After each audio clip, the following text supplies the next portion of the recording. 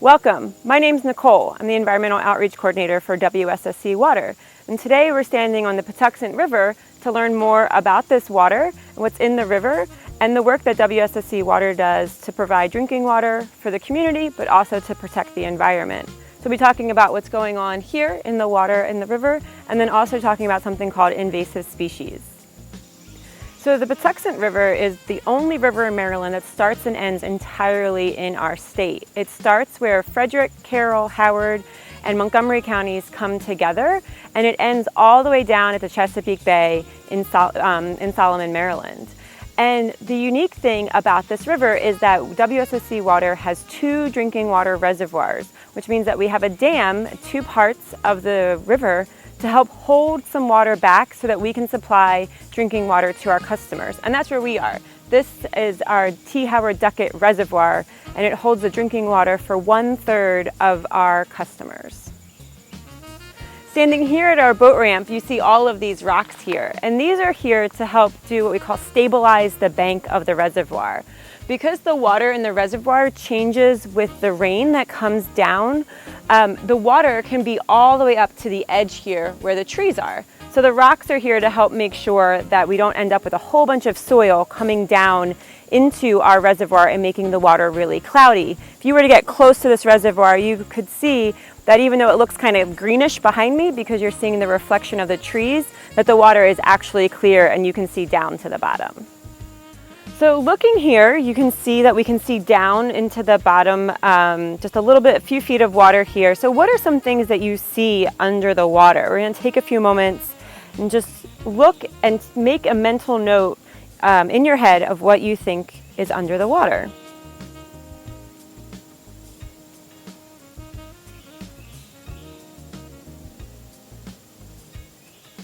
So you may have seen some leaves and sticks, rocks. We also have what we call sediment, which is soil that's come down into the reservoir. Maybe you were lucky enough and you got to spot a fish or some insects in the water. And then there's also some little seed pods. So these dark things right here, those are just pieces of seeds. There's some grass. And every once in a while we see a little fish, the shadow of a little fish in the water. So I'm gonna just put my stick over here and see if we can get some of the fish. They like to hide underneath this log because it creates a space for them to be safe, right? So that other fish can't come after them or birds. And if you look, you may also start to see some bubbles coming up to the water. And what do you think those bubbles mean? Those are telling us that there's something breathing under there. So there could be something like a clam or a fish in the sediment here, right? Or maybe there was even maybe a turtle if we were out deeper in the water. So I just found this stuff laying here underneath a rock. Where do you think it came from? So not only is this reservoir here for drinking water, but we do let people come to fish and go boating on kayaks or canoes. They can go for hikes and walks. And unfortunately, sometimes people leave their trash. And this becomes a big problem, especially something like this fishing line, because it can get wrapped up around a bird's legs or wrapped up around a turtle and could make it so that they can't move. Another problem, thankfully this one doesn't have it, but a lot of times fishing line has something really sharp attached to the end of it. Does anybody know what that might be? A fishing hook. And so if you see this out, you want to be really careful that there's not a hook when you go to pick it up. And I just turned around, and I don't know if we're going to be able to see it, but there's a little lizard moving in the grass behind me. So there's also all kinds of really cool wildlife here. We have these are called skinks. We have snakes sometimes that come out and sun themselves on the rocks. We also have lots of deer, raccoons, squirrels, turtles. So we love people coming out to our watershed areas to hang out with their families, picnic, play on the playground. But we just ask that when you have trash, that you put it in the trash cans or you take it home with you. So a term you may hear your teacher use is invasive species. And so we're going to talk about what that means. So thinking about what all living things need to survive, we talk about 4 things. Can you think of what those might be? So some things that we say all living things need, right? They all need food, they all need water, they all need air, and they all need space or shelter.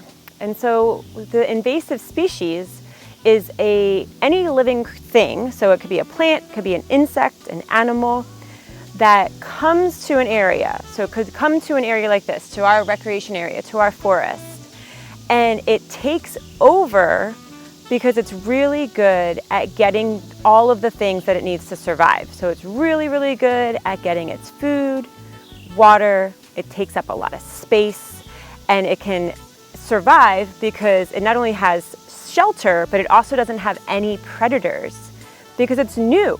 And so if you think about your parents giving you something new to eat that you've never tried before, it's the same thing with invasive species.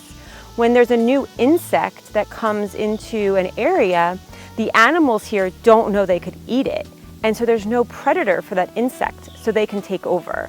So I'm going to show you one plant that's been taken over by an invasive insect and show you the problem that that causes.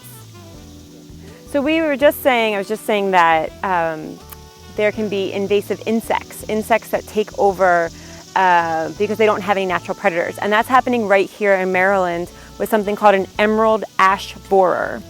And the ash tree is a common tree in Maryland. I'm standing next to one of these American ash trees. And this tree has been infested just over the past 3 years by the emerald ash borer. So if you look at it, you can see that there's all these little tunnels that have been eaten into the bark of the tree. And it's actually the inside, right? The bark is fallen off. And so it's the larva, so it's not the adult insect, but the larva that is in the tree and eats their way through it. And then if we can look, it's hard to see, but there's some holes, and that's when there's one here and here, that's when the larva comes back out to be ready to be the adult. And then if you were to see these emerald ash borers, the insects, they look like a really bright green, shiny beetle. And so if you see them out and about in your yard or in a park, they actually ask you to kill them right away, to not worry about it. We know we don't want to kill insects, they want to be outside, but this one's a bad one because it's killing a lot of our trees here in Maryland. So we're standing here next to another American ash tree, just right next door to the one we just were looking at. And this tree is unique because this branch that's right on top of me has been infested by the ash borer. We can see some holes in some areas where the bark is coming out. And if we look at the main trunk, there's some holes there too, but if we look all the way up, we can see that the tree looks still healthy because there's leaves still on most of the tree. So we know that it's still able to get the water that it needs from its roots up to its leaves to make food. But if we follow this branch out, we can see that some of the branches don't have leaves on them anymore. And that's a sign that the tree is starting to die and not be able to get the nutrients that it needs to make food. So we're standing here next to what are called azalea bushes. Azaleas are really common native bushes here in Maryland. In the spring, early summer, they get white or pink, sometimes reddish looking flowers. We're out here in the summertime, so the flowers are all gone, which is good because it means there aren't any bees that we have to worry about right now. But what we want to do is, not only do I have my azaleas, but I have some vines that are growing up over the azaleas. And this is a problem because looking at my azalea and the vines, if the vines are growing over the azalea's leaves like this, the vine's going to be the first thing to get the sunlight. So that means that it's going to be able to make food faster than the azalea, and it's going to keep being able to grow and grow. So we want to get rid of these. The other reason why we want to get rid of the vines is because they wrap themselves around the branches of the azaleas, and they can constrict them the same way that a snake would constrict its prey, and make it so that water can't get up into the leaves so the azalea can make the food through photosynthesis. So that's why we want to get rid of the vines. So to get rid of the vines, it's really important, a few things.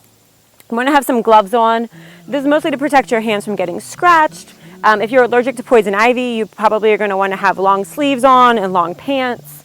Definitely having good pair of sneakers on to protect your toes in case you step on something. And so we need to think about our vine. If I just pull it from here, am I going to stop it from really growing? And the answer is no, because the roots are still in the ground, and the roots, as we know, are where plants grow from. It's where they're getting their nutrients.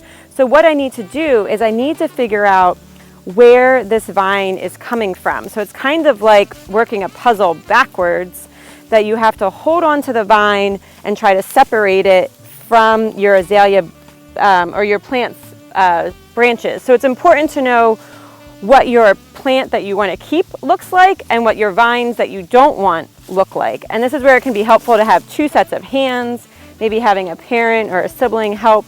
And so you can see I'm just kind of unwrapping this vine from our azaleas and moving the branches out of the way, pulling any other parts of the vine with me. And now I'm going to get some clippers. So some garden clippers.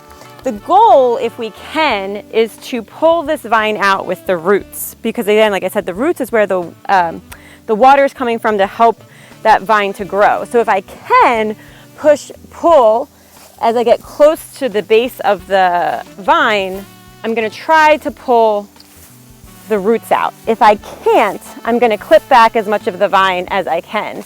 Now it's rained the last few days, so hopefully it'll be easier to find and pull the roots. So I'm going to go really far down here towards the soil, find the base of this vine and pull as hard as I can and see if I can get the roots out. So unfortunately, nope, I just got more vine, but I still got a lot of vine off of our azalea. And so the unfortunate thing about invasive species is that because they grow so well, if we can't get to their roots and pull them out, then the only way we can really manage them is by pulling them or cutting them like we just did. And that's okay, but it takes a whole lot of work. So what we want you to think about with these invasive species is that we want to try to stop them as soon as we can. And the way you can stop them is by not introducing them in the first place. So being really mindful about planting only plants that belong in your neighborhood or in our area. And if you do see vines or invasive plants growing up, trying to pull them from the roots before they get stuck into our native plants like this one here. Sometimes you can dig up the roots of the vines with a machine, but because of the way the azaleas are, with the roots or the vine all tangled, we can't get to the roots of just the vine because we would also hit the roots of the azalea. So right now, the only way we can really manage these vines is by pulling them just like we did today. And so now what I'm going to do with this, and what you can do at home, is after you clean up, you want to make sure that this stuff gets put out with your lawn pickup. Here we just have trash cans where we come and pick up all the trash because we don't want to just throw this out into nature, because then it can just grow again and continue to spread. So you want to make sure you put it out with your same pickup that would be for branches and leaves in your neighborhood. Thanks for joining us today at our Supley Lane Recreation Area.